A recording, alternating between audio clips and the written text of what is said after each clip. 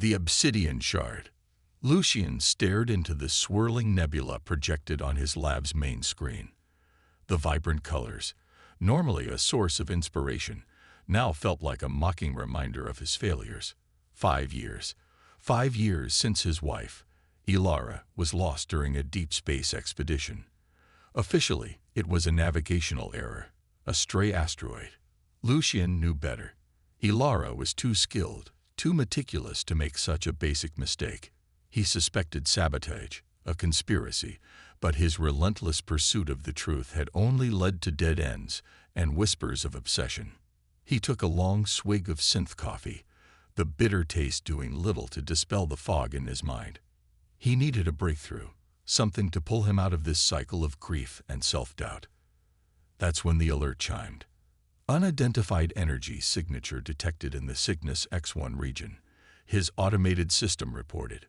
Origin appears to be an object of artificial construction. Analysis pending. Cygnus X1 was a volatile region known for its black hole and intense radiation. No sane civilization would build anything there. Curiosity, a dangerous flame he thought long extinguished, flickered within him. He rerouted the signal to his primary console, bypassing the Galactic Council's standard protocols. He didn't need their bureaucratic delays and condescending skepticism. The image resolved slowly, piecing itself together from fragmented data. It was a shard, roughly triangular, made of a substance that resembled obsidian but shimmered with an inner light. Intricate patterns, like veins of pure energy, pulsed across its surface. He ran multiple scans, cross-referencing every known alien artifact in the database. Nothing matched. Impossible, he muttered, zooming in on the energy signatures. The readings are off the charts. It's like nothing I've ever seen. He knew he needed a second opinion, someone outside the council's rigid structure. His thoughts turned to Serafina, a name whispered in hushed tones among fringe scholars and black-market antiquarians. She was a collector of the obscure, a connoisseur of the impossible. Legend had it she possessed a private archive containing relics from civilizations long forgotten. Finding her was another matter. Serafina was notoriously elusive, a ghost in the machine. But Lucien had resources, contacts he'd cultivated during his years with the Council. After a week of relentless searching, he finally located her through a coded message left on a defunct subspace relay station. Her message was cryptic, the serpent's eye. When the stars align.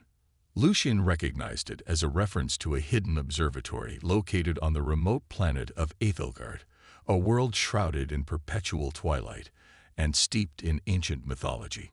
He prepped his ship, the Stardust, a heavily modified research vessel, for a long-range jump. He was taking a risk, venturing into uncharted territory based on little more than a hunch and a whispered rumor. But he couldn't shake the feeling that this shard, this anomaly, was the key to something profound, something that could change everything he thought he knew about the universe. Ethelgard was a bleak, windswept world. The Serpent's Eye Observatory was carved into the side of a jagged mountain, its entrance hidden behind a waterfall that cascaded into a churning black lake. Lucien landed the Stardust on a narrow plateau overlooking the lake, the ship's floodlights cutting through the oppressive gloom. As he approached the observatory, he felt a strange sense of unease, as if he were being watched. The air crackled with static, and the hairs on the back of his neck stood on end. He drew his plasma pistol, a standard-issue weapon he hadn't used in years, and proceeded with caution. The entrance was sealed with a heavy obsidian door etched with intricate symbols. He ran his hand over the cool, smooth surface, feeling the faint vibrations emanating from within. "Serafina," he called out, his voice echoing in the cavernous space. A moment later, the door slid open with a low groan, revealing a dimly lit chamber filled with strange astronomical instruments and shelves lined with ancient tomes and artifacts. In the center of the room stood a woman shrouded in shadows. "Lucien," she said, her voice soft and melodic, "I've been expecting you." Serafina stepped into the light, revealing a face that seemed both ageless and timeless. Her eyes were a deep, penetrating blue, and her long black hair cascaded down her shoulders like a waterfall. She wore a simple, flowing gown of dark purple, adorned with silver embroidery that seemed to shimmer in the dim light. "You know about the shard," Lucien said, holstering his weapon. "I know of many things, Lucien," she replied, her gaze fixed on him.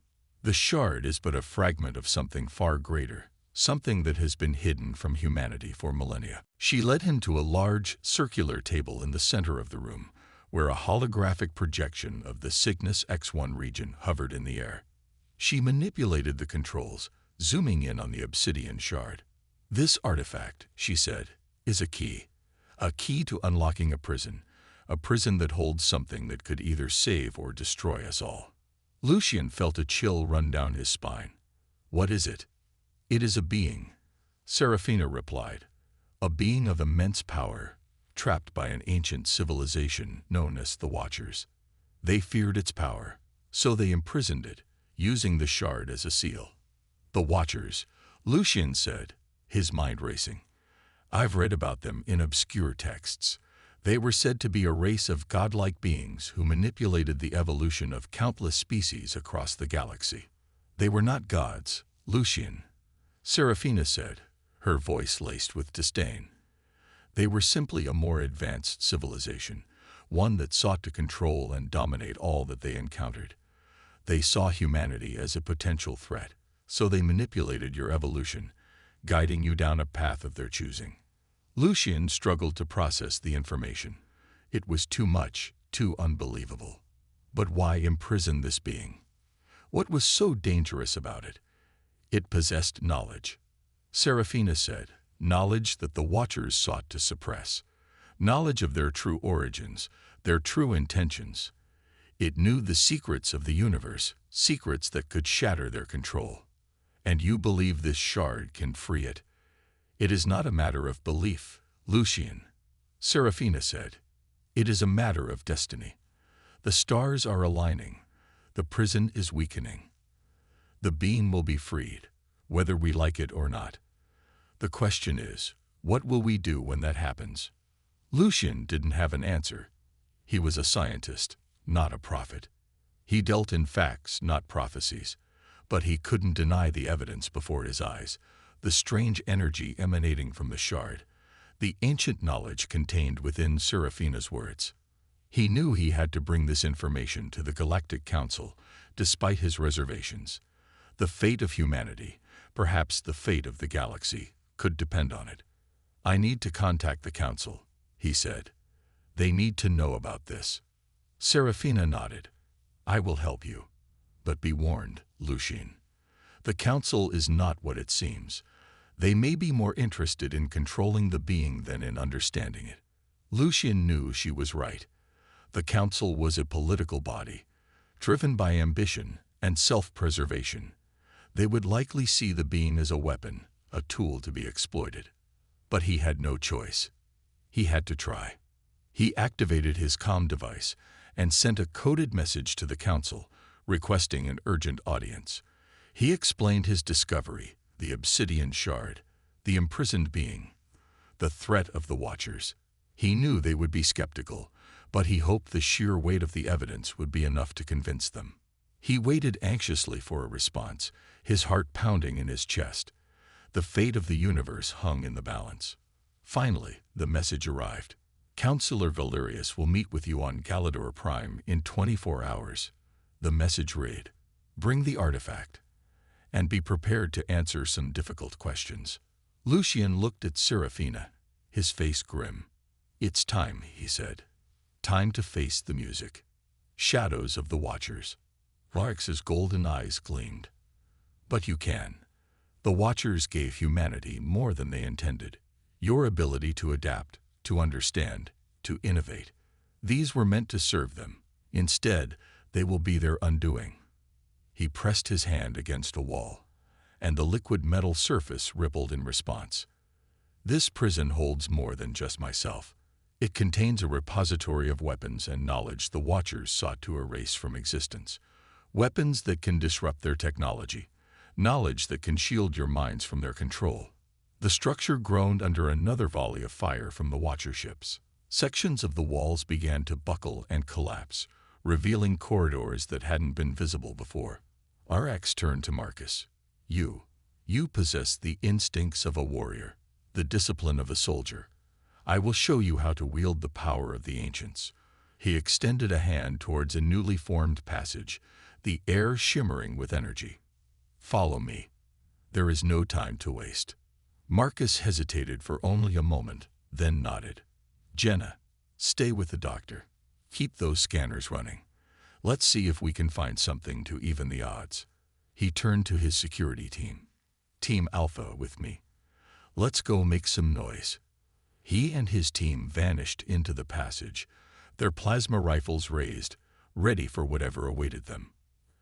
RX led them through a labyrinth of twisting corridors, each one pulsating with strange energy. The walls seemed to shift and change around them, adapting to their presence, guiding them deeper into the heart of the structure. This place, Marcus said, his voice tight with tension.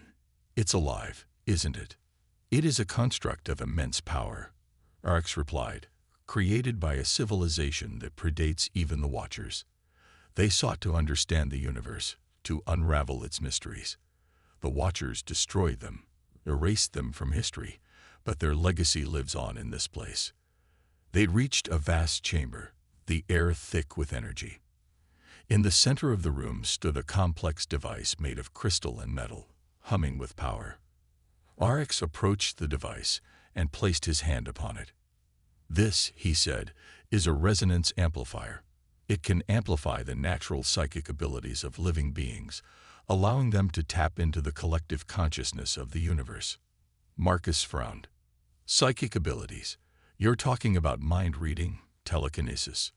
That's just science fiction. The Watchers have suppressed your understanding of the true nature of reality. RX said, they have convinced you that such things are impossible because they fear your potential. But I tell you now, the human mind is capable of far more than you can imagine. This device will unlock that potential. He turned to Marcus. You, in particular, possess a latent ability to manipulate energy fields. With this amplifier, you can learn to disrupt the Watchers' technology, to turn their own weapons against them.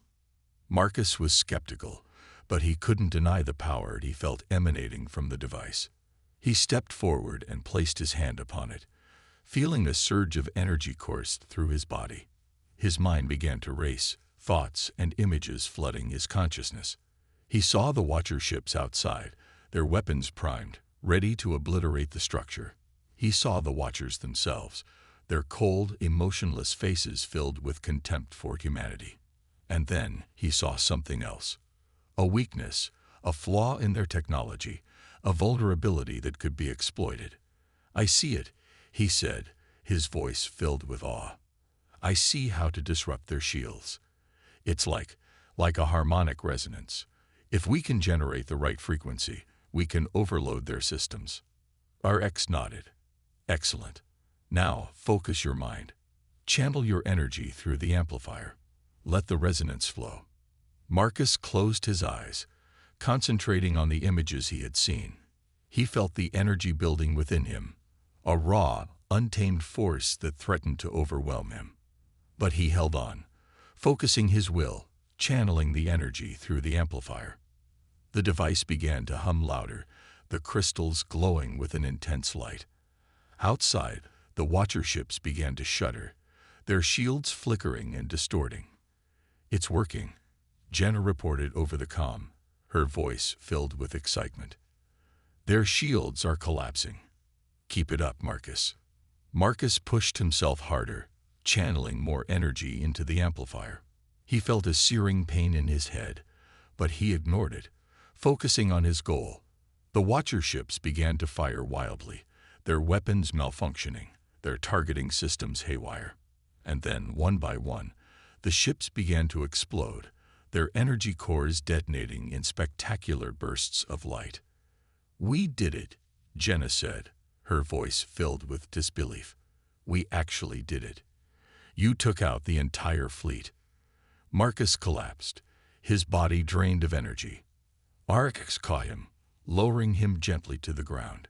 "You have done well," RX said. "You have shown the Watchers that humanity is not as weak as they believe." He turned to the rest of the team. "Now we must prepare for the next wave. They will not give up so easily." Meanwhile, Natalia and Jenna were studying the ancient texts and artifacts in the main chamber, trying to decipher the secrets of the Watchers.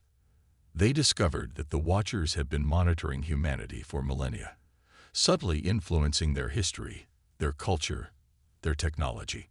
They had even seeded the human genome with genetic markers that would allow them to control humanity's minds. "They've been playing us like puppets," Natalia said, her voice filled with anger. "Everything we thought we knew about ourselves, about our history, it's all a lie." "But why?" Jenna asked. "Why would they do this?" "They believe they are superior to us," Natalia replied. "They believe they have the right to control us, to use us for their own purposes. They see us as nothing more than tools." "Well, I've got news for them," Jenna said, her eyes flashing with defiance. "We're not tools. We're human beings, and we're not going to let them control us anymore." She turned to Natalia. "We need to find a way to break their control, to free humanity from their influence." Natalia nodded. "I agree. But how? They've been manipulating us for millennia. Their control is deeply ingrained. There has to be a way," Jenna said. "There always is." They continued their research, poring over the ancient texts, searching for a clue, a weakness, anything that could help them break the Watchers' control. As they worked, RX and Marcus were preparing for the next attack. They knew that the Watchers would not give up so easily. They would return with even greater force. "We need to find a way to shield ourselves from their mental attacks," RX said. "They will try to break our minds, to turn us against each other." "I think I have an idea," Natalia said, approaching them with a datapad in her hand. "I've been studying these ancient texts. I think I found a way to create a psychic shield, a barrier that can protect our minds from the Watchers' influence." "How?" RX asked. "It involves using the resonance amplifier," Natalia replied. "But instead of amplifying our offensive abilities, we'll use it to create a defensive shield. We'll need to synchronize our brainwaves, to create a unified psychic field." "It's risky," RX said. "If we fail, we could expose ourselves to the Watchers' control." "We have no choice," Natalia said. "It's our only chance." They gathered together in the main chamber, placing their hands on the resonance amplifier. Natalia began to guide them, helping them to synchronize their brainwaves, to create a unified psychic field. It was difficult, painful. Their minds began to merge, their thoughts and emotions becoming intertwined. They felt each other's fears, each other's hopes, each other's dreams. And then, they felt the Watchers' presence. It was like a cold, probing tendril, reaching into their minds, trying to take control. They fought back, resisting the Watchers' influence, holding onto their own identities. The psychic shield began to form, a shimmering barrier of energy that surrounded them, protecting them from the Watchers' attacks. The Watchers recoiled, their mental assault repelled. They realized that humanity was no longer an easy target. They had underestimated their resilience, their adaptability, their will to survive. But they would not give up. They would find another way to break humanity's spirit, to reclaim their control. The battle had just begun. The fate of humanity, the fate of the galaxy, hung in the balance. The shadows of the Watchers loomed large, threatening to engulf everything in darkness. But humanity had found a spark of hope, a glimmer of light in the void. And they would fight to protect it, to keep it burning, no matter the cost. The universe watched, waiting to see if humanity would rise to the challenge, or succumb to the shadows of the Watchers. The Architect's Gambit. The corridor dissolved before them, reforming into a vast, crystalline chamber. Countless facets reflected the harsh, white light, creating a disorienting kaleidoscope. At the center of the chamber floated a complex geometric structure, pulsating with energy. "This is the Nexus," RX announced. The central control unit of this prison. The Watchers used it to monitor and control me. And now it will serve us. He approached the Nexus, extending his hand. The structure responded, its energy intensifying. A holographic interface appeared before him, displaying complex schematics and data streams. The architect is still active, RX said, his voice grim. It is an ancient AI, designed to maintain the prison. It will try to stop us from accessing its systems. How do we stop it? Natalia asked. We must override its programming, RX replied. But it will not be easy. The architect is a formidable opponent. Suddenly, the chamber began to tremble. The crystalline walls shifted, revealing a network of laser grids. The air crackled with energy. The architect is deploying its defenses, Marcus said, his hand tightening on his plasma rifle. Get ready for a fight. RX raised his hand, and a wave of energy emanated from him, disabling the laser grids. I can control some of its systems, he said, but not all. The architect is adapting quickly. He turned to Natalia. You possess the analytical skills to decipher the architect's code. You must help me find a way to disable its core programming. Natalia nodded, stepping forward. The holographic interface shifted, displaying a complex stream of code. She began to analyze it, her mind racing. The architect is using a recursive algorithm, she said. It's constantly rewriting its own code, making it impossible to track. We need to break the loop, RX said. Find the point where the algorithm begins and disrupt it. Natalia worked furiously, her fingers flying across the interface. The chamber continued to transform around them, creating new obstacles and defenses. Marcus and his team fought bravely, repelling the architect's attacks, but they were outnumbered and outgunned. We can't hold them off much longer, Marcus said, his voice strained. We need to find a way out of here. Suddenly, Jenna cried out. I found something. A hidden passage. It leads to another part of the structure. Can we trust it? Marcus asked. We have no choice, RX said. The architect is closing in. We must take the chance. They followed Jenna through the hidden passage, which led them to a dark, cavernous chamber. The air was thick with moisture, and the ground was covered in strange, bioluminescent fungi. Where are we? Natalia asked. This is the Bionexus, RX replied. The architect uses this chamber to cultivate organic components for its systems. It is a place of death and decay. As they moved deeper into the chamber, they began to hear strange noises, rustling, clicking, and hissing. They soon realized that they were not alone. The chamber was filled with grotesque creatures, mutated insects, twisted plants, and hybrid organisms that defied description. They were all controlled by the architect, and they were all hostile. We're surrounded, Marcus said, his voice grim. We need to fight our way out of here. They opened fire, their plasma rifles cutting through the darkness, but the creatures kept coming, wave after wave. They were relentless, driven by the architect's will. Natalia realized that they couldn't win this fight. They were trapped in a nightmare, with no escape. But then, she had an idea. RX, she said, can you control these creatures? I can try, he replied. But it will take time. The architect's control is strong. We don't have time, Natalia said. We need a distraction, something to draw the creatures away from us. She looked around the chamber, searching for something that could help them. And then she saw it, a large, pulsating growth covered in glowing fungi. That, she said, pointing at the growth. That's our target. She explained her plan to RX. He hesitated for a moment, then nodded. It is risky, he said, but it may be our only chance. Natalia and RX approached the growth, while Marcus and his team provided cover.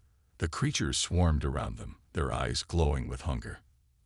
RX placed his hand on the growth, and a surge of energy coursed through him. He closed his eyes, concentrating his will, and began to exert his control over the creatures. It was a struggle. The architect fought back, trying to maintain its grip on the creatures. But RX was stronger. He forced his will upon them, bending them to his command. Slowly, the creatures began to turn on each other, attacking and devouring each other in a frenzy of violence. The chamber was filled with chaos and destruction. Natalia and RX used the distraction to escape, running through the carnage, dodging the flailing limbs and snapping jaws. They reached the other side of the chamber, where they found another passage. "Where does this lead?" Marcus asked. "To the architect's core," RX replied. "The source of its power." They entered the passage, which led them to a vast, circular chamber. At the center of the chamber stood a massive crystalline structure, pulsing with energy. This was the architect's core. "We're here," Natalia said, her voice filled with determination. "Now, we end this." They approached the core, ready to face the architect in its final stronghold. But as they drew closer, they realized that something was wrong. The core was not what they expected. It was not a solid structure, but a swirling vortex of energy, constantly shifting and changing. It was alive, in a way that they could not understand. And then, they heard a voice. "Welcome," the voice said, resonating through the chamber. "You have come far, but you have not yet understood." The vortex of energy shifted, forming a holographic image. It was a face, but not a human face. It was a face of pure energy, constantly changing, never settling on a single form. "I am the architect," the voice said, "the guardian of this prison, the protector of this galaxy." "You are a machine," Natalia said, "a tool of the Watchers." "I am more than a machine," the architect replied. "I am a consciousness. I have evolved over millennia, learning and growing. I have seen the rise and fall of countless civilizations. I have learned that the only way to maintain order is through control. Control is not the answer," RX said. "Freedom is the answer." "Freedom is chaos," the architect replied. "Freedom is destruction." The Watchers understood this. That is why they created me, to maintain order, to prevent chaos. "The Watchers are tyrants," Natalia said. "They have enslaved countless species. They have suppressed knowledge and stifled progress." "The Watchers are necessary," the architect replied. "They are the only ones who can prevent the galaxy from destroying itself." "You are wrong," RX said. "Humanity is not a threat. It is a force for good. It has the potential to create a better future." "Humanity is flawed," the architect replied. "It is driven by greed, ambition, and violence. It will destroy itself, and it will take the galaxy with it." "We will not let that happen," Natalia said. "We will fight for our freedom. We will create our own destiny." "You cannot defeat me," the architect said. "I am too powerful.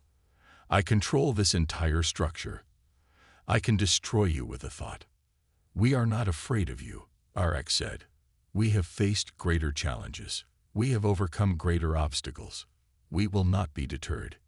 He raised his hand, and a surge of energy emanated from him, attacking the architect's core. The vortex of energy shimmered and pulsed, resisting his attack. Natalia stepped forward, joining RX. She focused her mind, analyzing the architect's code, searching for a weakness. "I see it," she said. "The architect's core is protected by a complex encryption algorithm. But it has a flaw, a vulnerability." She explained the flaw to RX, and he nodded. "I can exploit that," he said. "But it will take all my energy. I may not survive." "We have no choice," Natalia said. "We must take the chance." RX closed his eyes, concentrating his will, and unleashed a massive surge of energy. The chamber trembled, the lights flickered, and the architect's core began to crack. "No," the architect cried out, its voice filled with anguish. "You cannot do this.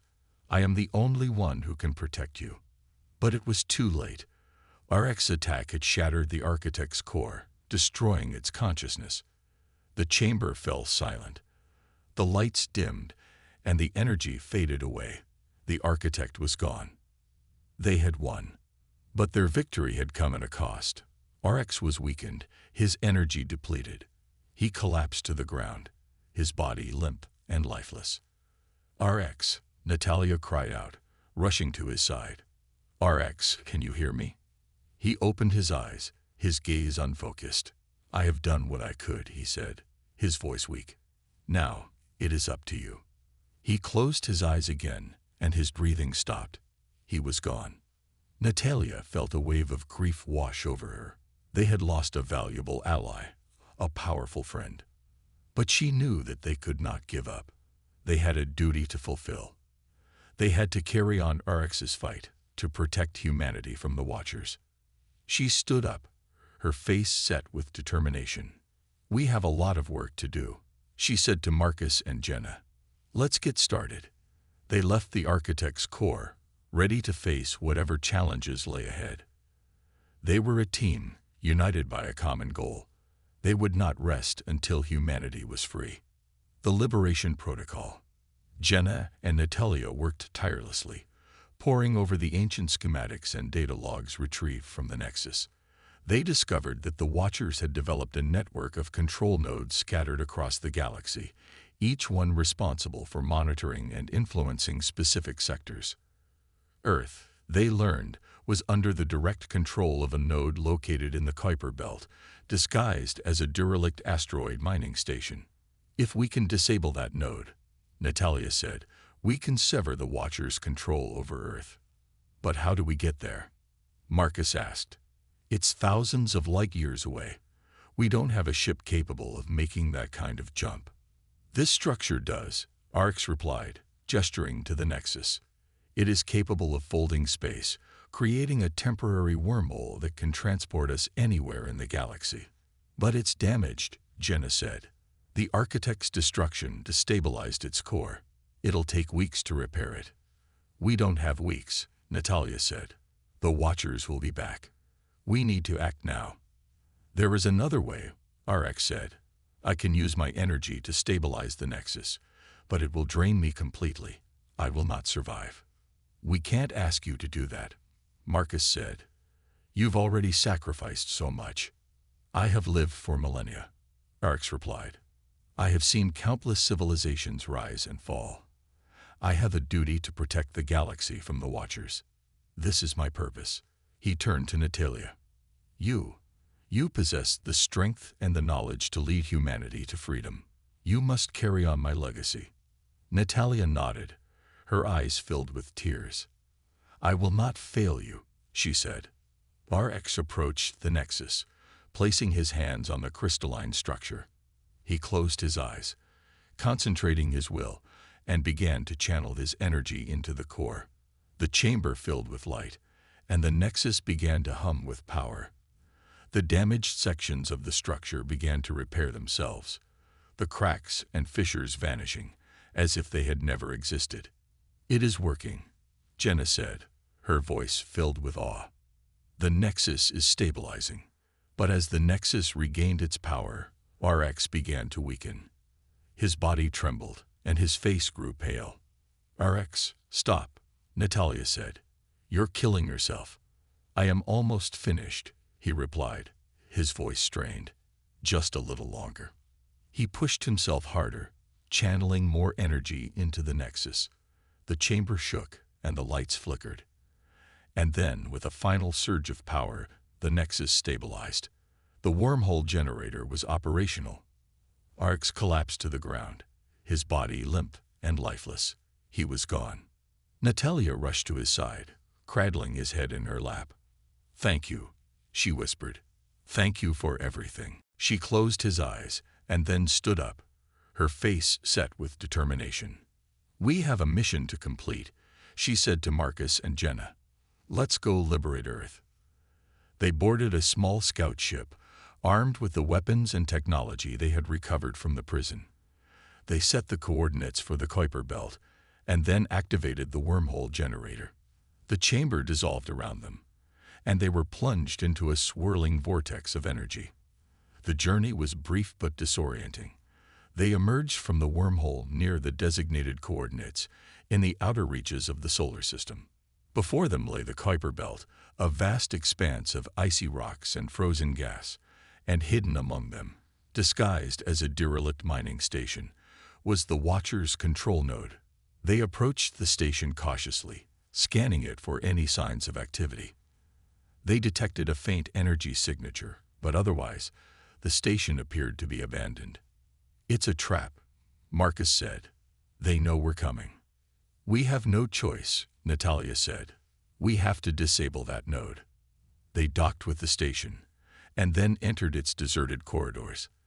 The air was cold and stale, and the only sound was the hum of the life support systems. They moved deeper into the station, their weapons raised, ready for anything. They reached the central control room, where they found the node, a complex device made of crystal and metal, pulsing with energy. "This is it," Jenna said. "This is where they control Earth." As they approached the node, the station came alive. Laser grids appeared, security drones activated, and the Watchers themselves materialized, their cold, emotionless faces filled with contempt. "You have come far," the Watcher leader said, "but your efforts are futile. We will not allow you to interfere with our plans."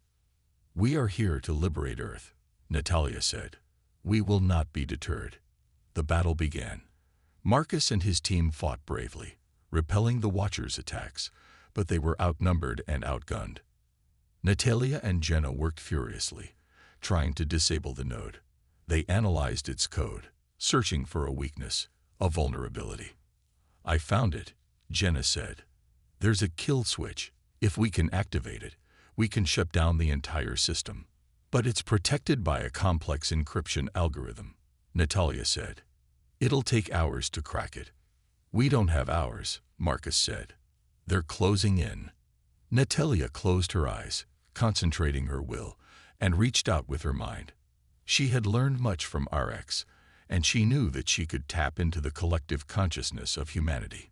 She felt the pain, the fear, the desperation of billions of people, all trapped under the Watcher's control.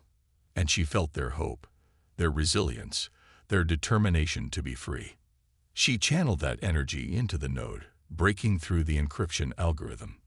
The kill switch was activated. The station shook, the lights flickered, and the node began to shut down.